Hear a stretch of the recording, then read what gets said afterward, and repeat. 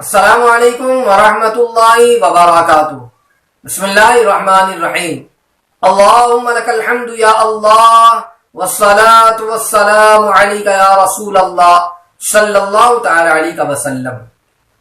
ناظرین محترم، جب مؤذن اذان دیتا ہے یا اقامت ہوتی ہے، اس موقع پر جب اشہد ان لا الہ الا اللہ پر پہنچتا ہے تو ہم اپنی انگلی سے اشارہ کرتے ہیں، انگلی کو اٹھاتے ہیں۔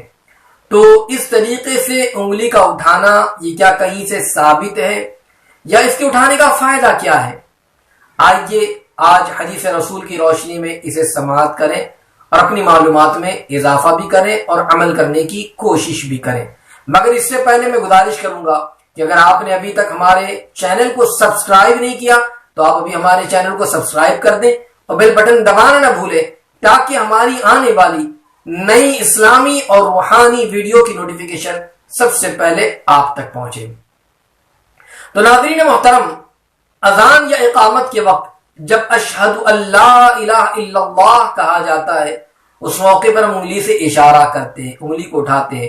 اعلیٰ حضرت عظیم البرکت علی رحمت و رضوا کی بارگاہ میں جب یہ سوال پوچھا گیا تو آپ نے اس جواب میں فتاوی رضویہ شریف میں تحریر فرمایا کہ حدیث رسول علیہ السلام کی روشنی میں کہ آقا علیہ الصلوۃ والتسلیم نے ارشاد فرمایا، جس کا مفہوم ہے کہ انگلی سے اشارہ کرنا یہ شیطان پر دھاردار ہتھیار سے زیادہ سخت ہے۔ اور ایک اور مقام پر آقا علیہ السلام نے فرمایا جس کا مفہوم ہے وہ یعنی انگلی سے اشارہ کرنا، انگلی کا اٹھانا یہ شیطان کے دل میں خوف ڈالنے والا ہے۔